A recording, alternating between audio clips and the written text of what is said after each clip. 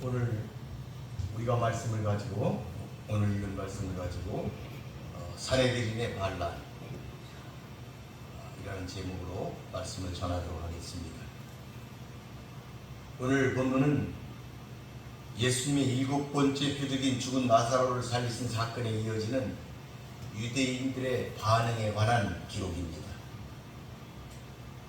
이 7번째 표적은 앞서 나온 다른 표적과 마찬가지로 사람들로 하여금 예수님을 믿게 하는 그런 결과를 낳았습니다. 그러나 동시에 보다 본격적으로 예수를 반대하는 사람들을 자극하여 예수를 죽이기 위하여 구체적으로 모의하도록 만드는 결과를 가져오게 되었습니다.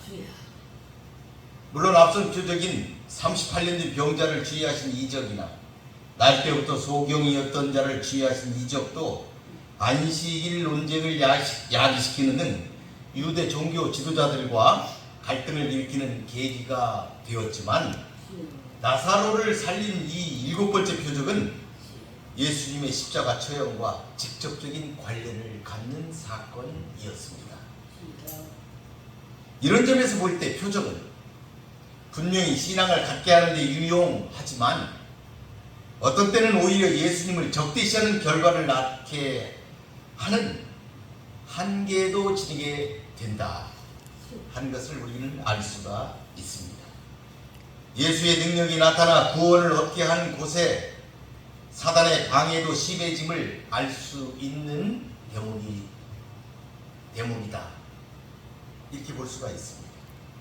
우리는 오늘 본문을 통해 이러한 시대를 분별하는 지혜를 얻는 시간이 되시기를 바라겠습니다. 45절에 보니까 마리아에게 와서 예수께서 하신 일을 본 많은 유대인들이 그를 믿었다. 여기 본문에 보니까 마리아에게 왔다. 나사로도 있고 마르다도 있는데 마리아에게 왔다. 이렇게 표현을 시켜서 마리아를 부각시키고 있습니다. 앞으로 마리아를 통하여 어떤 큰일이 일어날 것을 암시하는 구절이다 이렇게 볼 수가 있겠습니다. 실제 마리아는 이어지는 12장에서 예수께 향유를 부음으로써 예수님의 죽으심을 예비하는 귀한 일을 하게 됩니다. 여기 보니까 본문에 그러므로 그 유대인들 가운데 많은 사람이 이렇게 표현을 했습니다. 우리 성경은 그냥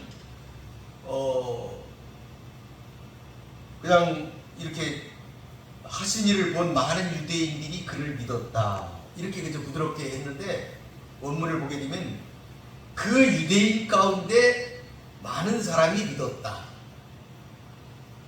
이렇게 분명하게 표현하고 있어요. 그러니까 이 본문을 자세히 보게 되면 표적을 본 사람들은 많은데 그 가운데에서 많은 사람이 예수를 믿었다. 그러니까 그 가운데에는 믿지 않은 사람들도 있었다 하는 것을 본문은 지금 말하고 있습니다. 기적은 믿음을 불러일으키는 충분한 동기가 되지만은 말씀을 의지하여 믿는 것에는 미치지 못한다 하는 것을 볼 수가 있습니다. 예수님도 지적하신 바와 같이 유대인들의 대다수가 지닌 심각한 문제점은 표적을 보지 못하면 도무지 믿지 않는다는 것입니다. 우리는 표적을 보고서 믿는 자가 아니라 말씀에 의지하여 믿는 자가 되도록 힘써야 하겠습니다. 표적이나 기사는 사탄이나 그의 일꾼들도 얼마든지 보여줄 수 있다. 그래서 이것만을 추구하는 자들은 사탄의 함정에 빠지기 쉽다 하는 점을 우리들이 간과하지 말아야 하겠습니다. 진실한 신앙을 재는 잣대는 얼마나 많은 표적을 보았는가 하는 것에 있는 것이 아니라 하나님의 말씀에 대한 신뢰의 여부임을 유념하시기를 바라겠습니다. 46절에 보니까 그 중에 어떤 자는 바리새인들에게 가서 예수께서 하신 일을 알리리라. 예수님께서 죽은 나사로를 살리신 그 현장에 있던 사람들의 일부가 예수님의 적대 세력에 있던 바리새인들에게 가서 자신들이 목격한 사실들을 이렇게 보고한 장면, 그걸 지금 본절은 기록하고 있죠. 우리는 이렇게 한 이 사람들이 처음부터 바리새인들의 보냄을 받아 마리아에게 왔는지 그 여부는 정확하게 알 수는 없습니다. 그래서 그들이 물론 바리새인들이 파견한 사람이었는지 아니면 당국자의 환심을 사려고 약삭빠르게 기회주의적인 그 행동을 했던 사람인지 우리는 그것은 알 수가 없습니다. 그러나 언제든지 정보 제공자들에게는 그에 상응하는 대가가 주어진다는 것을 생각할 때 어쩌면 이 사람들은 그런 부류에 속한 자들이었을 것이다. 이렇게 우리는 볼 수가 있습니다. 그러니까 이런 사람들은 언제든지 늘 우리 세대, 우리 주변 곁에 언제나 있기 마련입니다. 우리 가까이 있는 자들이 우리들을 배신하는 그런 일들이 늘 있다. 어쨌든 이 사람들은 예수의 하시는 일을 보고 그 능력에 매우 놀랐던 것은 사실인데 이것을 믿음으로 발전시키지 못하고 오히려 예수님께 적대적인 행위를 그들이 한 것입니다. 참으로 안타까운 일이 아닐 수가 없습니다. 그들은 정말 인생 일대에 가장 좋은 기회를 놓친 것이다. 이렇게 볼 수가 있겠습니다. 여러분들은 언제든지 좋은 기회를 놓치지 마시기를 바라겠습니다. 아멘. 그리고 악한 일에는 동참하는 일이 없도록 언제나 주의하시기를 바라겠습니다. 아멘. 47절 보니까 이에 대제사장들과 바리새인들이 공의를 모으고 이르되 이 사람이 많은 표적을 행하니 우리가 어떻게 하겠느냐? 어떻게 하겠느냐? 예수님이 나사로를 살리신 그 사건이 유대 당국자들에게 중대한 위험이 되었다.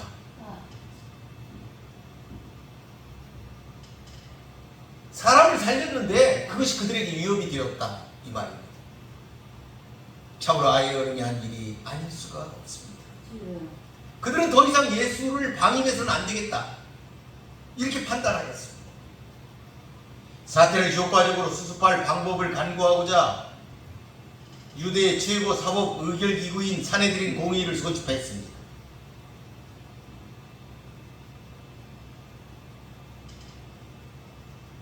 나사로의 부활 사건은 예수께서 행하신 많은 표적 가운데 하나였지만 백성들의 여론이 예수께 크게 집중되자 그들을 심히 곤욕스럽게 만들었습니다. 민심이 예수께로 향하였습니다. 그래서 그들은 전전긍긍하는 모습이 지금 잘 나타나 있습니다. 그들은 하나님께 영광을 구하지 않았습니다. 이 놀라운 일을 보았을 때 하나님께 영광을 돌려야 되는데 그들은 그런 생각을 하지 못했다.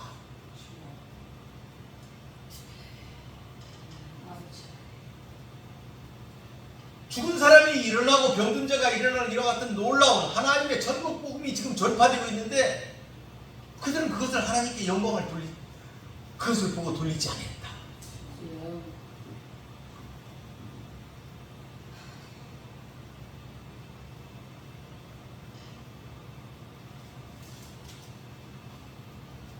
그러니까 그들에게는 하나님의 사람, 선지자가 필요 없는 사람들이었어요. 말만 하나님을 믿고 하나님을 기다리는, 메시아를 기다리는 그런 민족이다. 그런 사람들이다. 지도자다. 그랬지만 실질적으로는 그들은 선지자가 필요하지 않았다. 하나님이 보내시는 사람이 필요하지 않았어요. 안 오기를 바라는 사람들이었다 하는 것을 이 본문이 잘 나타내 보여주고 있습니다. 그들은 하나님의 영광을 구하지 않고 자신들의 명리만을 추구하는 자들이었음을 다시 한번 우리는 깨달아 알 수가 있겠습니다. 우리가 어떻게 하겠느냐?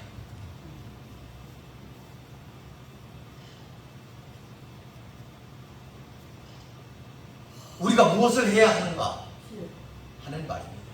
우리가 무엇을 해야 하는가? 우리 어떻게 해야지? 이 사람이 이러고 다니는데 우리가 어떻게 해야지? 그래서 그들은 지금 모여서 사내들인 공의회를 모여서, 지금으로 말하면 총회를 열어서, 국가적인 단위로 얘기하자면 국회를 열어서 대책을 논의하고 있는 것이죠.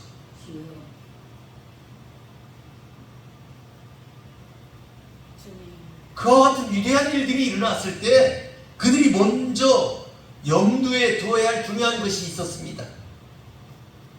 지금 일어나고 있는 일이 하나님의 계획과 목적에 부합하는가? 그리고 예수의 행하는 이 일들이 하나님의 말씀과 하나님께서 하신 것들과 부합하는가? 하는 것들을 그들이 먼저 검토해야 되었다 이 말이죠.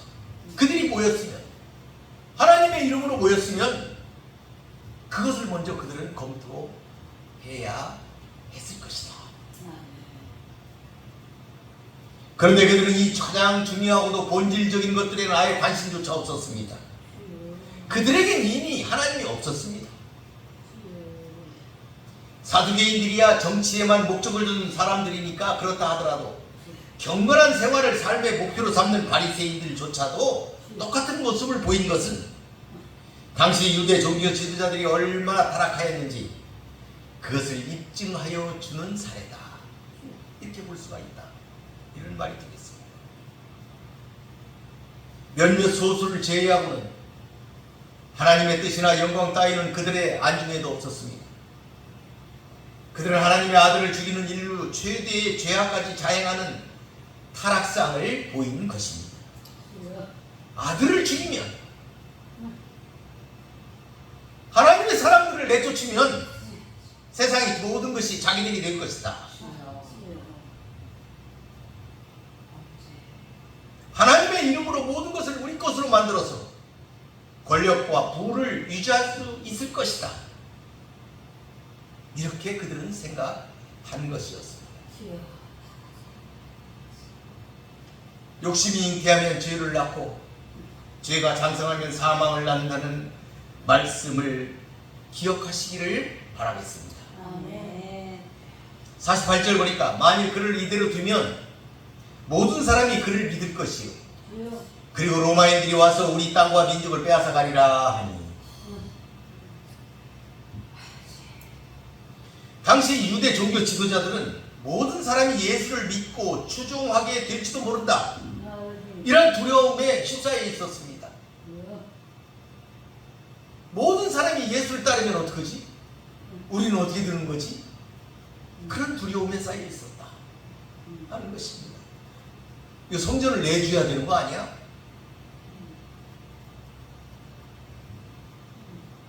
그러므로 더 이상 반감만 해서는 안 되겠다 하는 위기의식을 느낀 것이죠. 본문에 그러한 그들의 생각이 잘 드러나 있습니다. 만일 유대 종교 지도자들의 그 공의회가 참으로 경건한 사람들로 구성되어 있다면 사람들이 진리를 추구하는 것을 보고 기뻐하였어야 마땅한 노릇이었습니다. 그러나 도리어 진리를 그들이 대적하는 것은 그들이 말하는 경건이 거짓된 것이다 하는 것을 잘 나타내 보여주고 있습니다. 그리고 여기 보니까 로마인들이 와서 우리의 땅과 민족을 빼앗아서 간다, 이 말은 그들의 관점이 다른 곳에 있었다 하는 것을 잘 보여주고 있습니다. 예수님을 단합할 명분을 찾는 그들의 모습이 잘 나타나 있는 것이죠.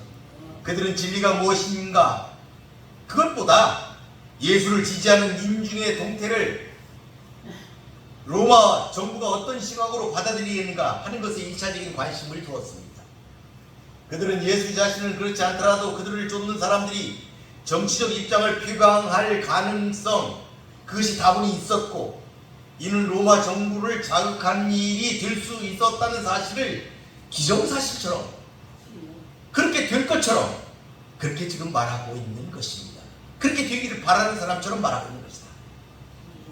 물론 로마 정부가 예수의 활동을 정치적인 혁명으로 관저한다면 사태는 심각한 국면을 맞게 될 것은 뻔한 이치입니다. 그들은 힘으로 유대인들을 압박할 것이며 그나마 유지된 유대인 공동체의 미래는 불투명하게 될 것이기 때문입니다. 유대 지도부에서는 바로 이 점을 표면에 내세워 예수를 제거할 명분을 만든 것입니다. 이러한 방법은 부패한 정치 지도자들이 종종 사용하는 수법이 되고 있습니다. 그들은 예수에게서 어떤 불이나 불법도 찾아낼 수가 없었지만 나라를 위해서 라는 명분으로 이를 대신하고자 한 것입니다. 그러나 빌라도의 재판에서 보듯이 로마인들은 예수님을 결코 정치적인 혁명가나 위험인물로 보지를 않았습니다. 그러기에 그들의 그러한 명분은 잘못되었다, 처음부터 잘못되었다 하는 것을 우리는 알 수가 있는 것이죠. 여기서 우리는 이 사람들이 하나님의 영광이나 그분의 계획과 목적이 아니라 순전히 자신들의 정치적, 종교적, 사회적 권력과 명망의 유지를 따르고 있음을 확인하게 됩니다. 여러분, 이 세상에 감출 수 있는 것은 아무것도 없습니다. 거짓은 다 드러나게 되어 있습니다. 어둠은 물러가게 되어 있습니다. 그러므로 우리는 늘 진실되게 신앙을 지켜나가야 하겠습니다. 49절에 보니까 그 중에 한 사람, 그의 대제사장인 가야바가 그들에게 말하되 너희가 아무것도 알지 못하는도다. 이 공회원들은 의논만 분분하였지 구체적인 해결책을 제시하지 못했습니다. 그때 가야바가 나서며 너희가 아무것도 알지 못하는도다 하면서 그들을 질책했다 하는 내용입니다. 그의 이 말은 너희는 왜 그렇게 무식하냐, 이런 의미를 품은 아주 모욕적인 표현이었습니다. 그들은 다 지식인이었고 지도자들이었습니다. 공회원들 가운데 적지 않은 일이 모욕을 느꼈을 수가 있습니다. 가야바는 당시 최고 지도자로서 이 문제를 일사불란하게 처리하지 못하고 해결하지 못하는 그들에게 답답함을 느꼈습니다. 그래서 해결책을 제시하기 전에 그들의 정책적인 대안 부재, 그들의 무지를 질책하는 것입니다.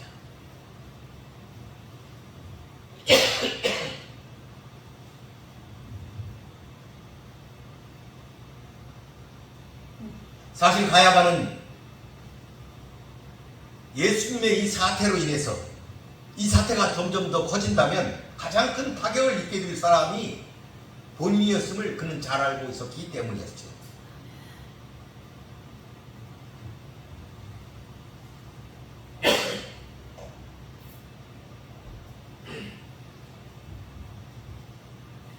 그는 예수 때문에 지금 누리고 있는 지위나 특권, 이런 것들을 잃고 싶지 않았습니다.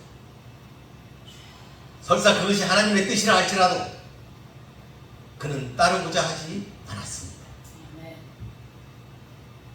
종교든 국가든 권력을 추구하는 사람들의 본질을 그대로 보여주고 있다 하는 것을 우리가 본문을 통해서 알 수가 있습니다.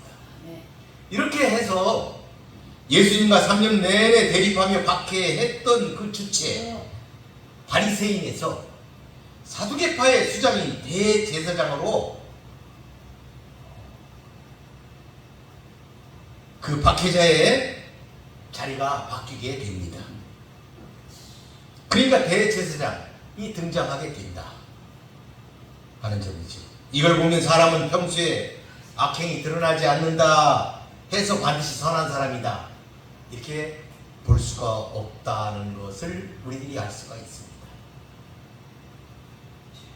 그의 의식과 가치관이 의에 확실히 서 있지 않는 한 그의 악의와 악행이 드러날 날은 반드시 오기에 마련인 것이지요. 우리는 악한 본성을 그리스도의 보혈에 씻고 성령으로 거듭나야 한다는 이 성경의 가르침을 기억하여야 하겠습니다. 50절에 보니까 한 사람이 백성을 위하여 죽어서 온 민족이 망하지 않게 되는 것이 너희에게 유익한 줄 아니하는도다. 대제사장 가야바는 왜 시원한 대안이 제시되지 못하는지 그 문제점을 정확히 꿰뚫고 있었습니다. 당시 예수님은 백성들에게 해악을 끼친 적이 전혀 없었습니다. 포도주가 떨어진 집에 물로 포도주를 만들어 주었고, 남에서 눈먼 자를 보게 하였고, 죽은 지 나흘이 지난 자도 살려내는 예수님은 그 어느 누구보다 백성들에게 필요하고 유익한 존재였습니다. 점점 더 예수에 대한 대중적인 관심이 일어나고 있는 시점이었습니다. 그러나 백성들에게 유익할수록 상대적으로 사내들인에게는 불리한 존재였습니다. 예수님의 존재는 자신들의 지배와 기득권적인 지위, 그들의 가르침과 권위 등 그들이 누리고 있는 기반을 총체적으로 지금 위협하고 있었기 때문입니다. 그러나 예수님을 제거할 생각을 하자니 명분이 없는 일이었고, 명분을 존중하자니 자신들의 존재의 기반이 위험했습니다. 이것이 당시 사내들인이 빠진 딜레마였습니다. 이에 대한 대제사장 가야바의 처방은 아주 캐도 난마식으로 명쾌했습니다. 첫째, 그가 내린 처방의 요지는 생각할 것 없이 철저하게 사내들인의 유익만을 고려해야지 백성들의 유익이나 필요를 고려하지 말라는 것입니다. 또 죄 없는 예수님을 희생시켜야 하는데 거기에 따른 양심의 가책 역시 고려할 필요가 없다 하는 점이죠. 둘째는 그러기 위해서는 예수님의 희생이 불가피한데 그럴 만한 명분은 만들어라. 만들면 된다. 명분을 만들면 된다 하는 것이었죠. 백성들의 절대적인 지지와 호응을 받는 것,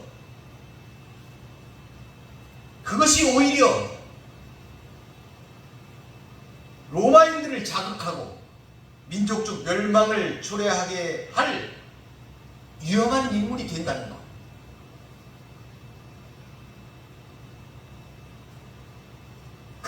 그렇게 몰고 가면 된다는 것.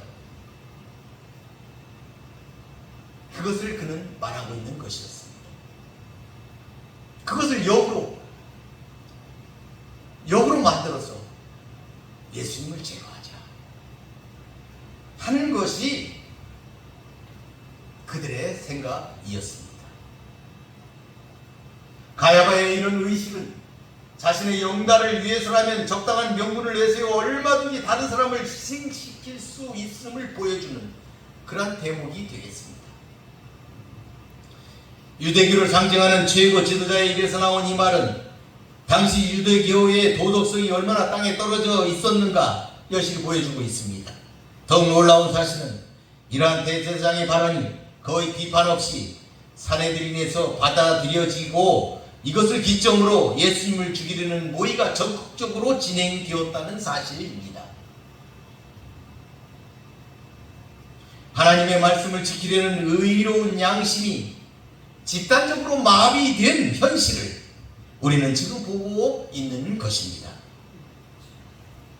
51절 2절을 보겠습니다.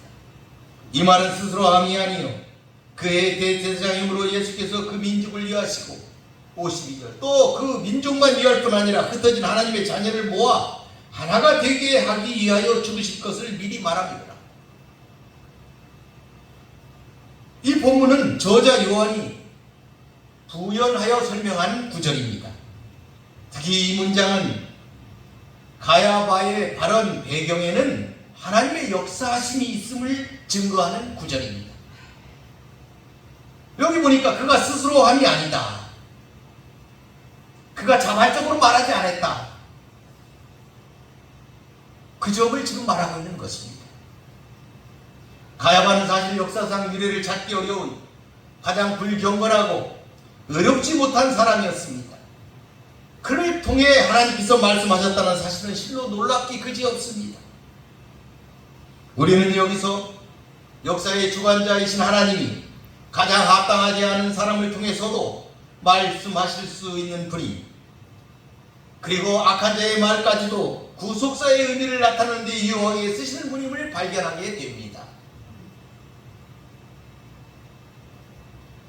하나님은 필요에 따라 하나님을 찾지 않는 사람들도 자신의 목적을 이루는 도구로 종종 사용하신다는 것을 우리가 알 수가 있습니다.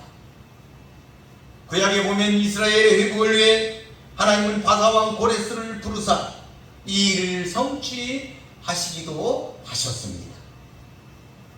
하나님께서는 불순종하는 대제사장의 말을 사용하여 유일 중보자이신 예수님의 사명을 밝히는 놀라운 예언을 하도록 하신 것입니다.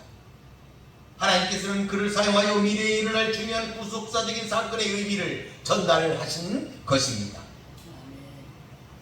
하지만 그 자신의 의도는 순전히 자신과 자신을 둘러싼 사람들의 세력을 연장시키기 위하여 죄 없으신 예수를 희생시키려는 신료 비열하고 이기적인 것이었지요. 이처럼 그의 말하는 의도와 그 속에 담긴 하나님의 뜻 사이에는 현저한 차이가 있었습니다. 가야바는 우리가 아는 대로 선지자도 아니고 경건한 사람도 아니고 더욱이 의로운 사람도 아니었습니다. 그럼에도 그의 입술이 그 자신의 의지와 무관하게 미래의 일을 예언하는 도구가 된 것입니다. 우리가 여기서 알아야 될 사실 한 가지는 성직을 수행하는 사람들이 타락했다 하여 성직 그 자체가 경시되어서는 안 된다는 점입니다. 우리는 하나님이 임명하신 직책 그 자체를 멸시하는 일이 없도록 주의해야 하겠습니다. 구약의 엘리 제사장이 좋은 예다 이렇게 설명할 수가 있겠습니다. 가야바는 예수님이 그렇게 민족을 위해 그리고 흩어진 하나님의 자녀를 모으기 위해 죽으실 것을 예언하였습니다. 그렇게 죽으시는 것이 하나님의 뜻이었습니다. 예수님은 이것을 피할 수도 있었지만 하나님의 뜻이었기 때문에 순종하신 것입니다. 하나님께서는 가야바의 입을 통해 자신이 작정하신 일을 말씀하신 것입니다. 주의 뜻은 어떤 경로를 통해서든지 우리에게 알려집니다. 그리고 반드시 그것은 성취됩니다. 우리가 이를 발견하고서 취할 수 있는 유일한 선택은 하나님께 순종하는 것뿐입니다. 예수님은 이 세상에 뿌려진 하나님의 자녀를 모두 모으시기 위해 오셨습니다. 그리고 예수님은 선택된 주의 자녀들을 하나도 빠지지 않고 모두 찾아내신다 하는 점입니다. 우리는 이 사실을 믿고 순종하면서 주의 뜻이 이 땅에서 이루어지기를 기도하며 기다려야 하겠습니다. 53절 보니까 이날부터는 그들이 예수를 죽이려고 모의하니라. 그들은 예수님을 죽이려고 다같이 결의하였습니다. 이에 예수님은 유대 사람들 가운데로 더 이상 드러나게 다니지 아니하시고 거기에서 떠나 광야에서 가까운 지방 에브라임이라는 마을로 가서 제자들과 함께 계셨다고 그 다음 절은 기록하고 있습니다. 그곳 에브라임은 나사로를 살리신 유대 베다니에서 약 15km 북쪽으로 떨어진 사막에 가까운 곳이었습니다. 베델 근처의 산악지방에 있는 작은 요새였던 것 같습니다. 예수님은 그곳으로 가셨습니다. 예수님이 이렇게 피하여 숨는다는 것이 모순처럼 보일 수도 있지만 그분은 두려움 때문에 피하신 것이 아니었습니다. 아직 십자가 구속의 때가 아니었기 때문에 그 전에 해야 될 사역들을 다 하시기 위함이었을 뿐입니다. 다시 말해 예수님의 피신은 자신의 일정을 하나님께서 정하신 구속사의 시간표에 맞추시기 위함이었습니다. 하나님의 일을 하는 데 있어 우리는 언제든지 임의로 행하려는 욕망과 영웅이 되고 싶어하는 충동적인 욕구를 버리고 하나님의 뜻에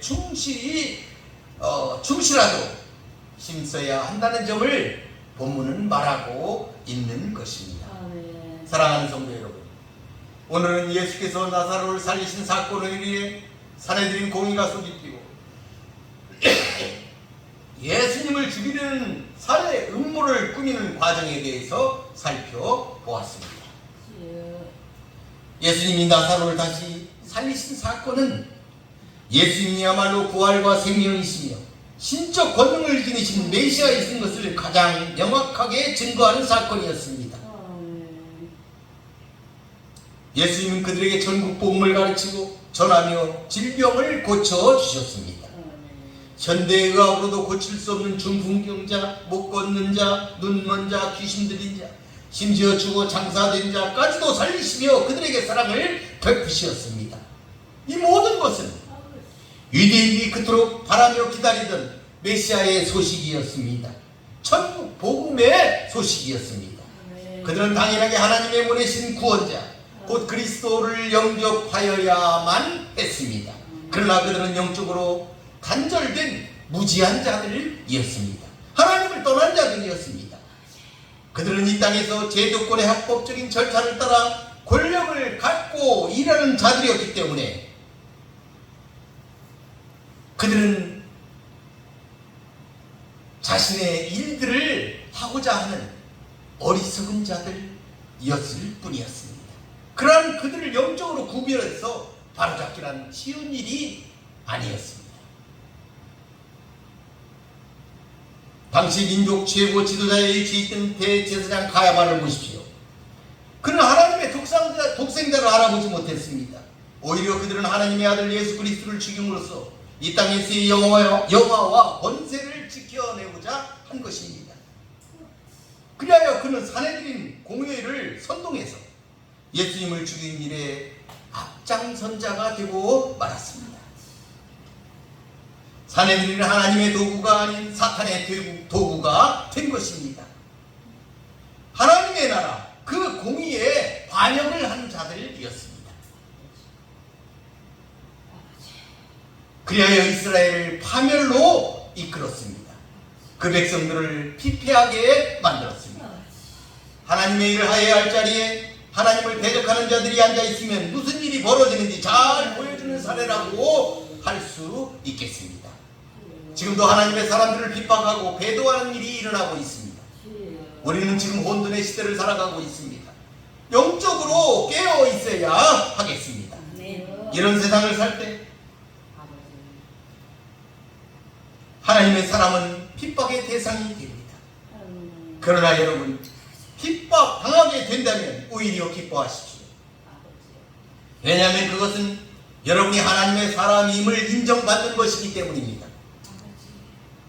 세상은 예수님을 미워하기에 하나님의 교회와 그 백성을 미워하는 것입니다. 그럴 때 여러분 지혜롭게 행하십시오. 대적하지 마십시오. 예수님은 핍박에 그때 그곳을 떠나 광야 가까운 데로 가셨습니다.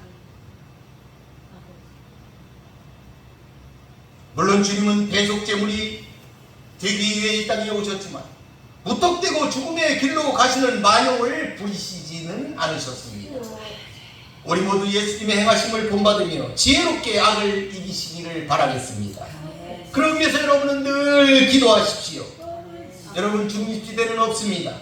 하나님의 때 그 인도하심에 따라서 하시는 여러분이 되십시오. 복음으로 승리하시기를 바라겠습니다. 기도하겠습니다. 고맙고 감사하신 아버지 하나님 참으로 감사합니다. 오늘은 예수님을 핍박하고 예수님을 죽이기 위해서 모여한 사례들인데 그 악한 반란에 대해서 살펴보았습니다. 그들은 하나님의 일을 하기 위해서 모인 자들이었습니다. 그렇지만 그들이 하나님의 보내신 자, 하나님의 사람, 하나님의 아들을 죽이는 데 앞장선 악한 자들의 무리가 되고 말았습니다. 거룩하신 아버지 하나님, 우리들은 이것을 통하여 우리 인간이 얼마나 악해질 수 있는가를 살펴보았습니다. 하나님의 때, 하나님의 사람이 핍박받고 있는 그와 같은 현실 속에서 우리들에게 신고와 능력을 주시옵소서. 하나님의 말씀으로 승리하는 당신들이 백성이 될 수 있도록 우리를 인도하여 주시옵소서. 아멘. 예수님의 이름으로 기도 올리나이다. 아멘. 아멘.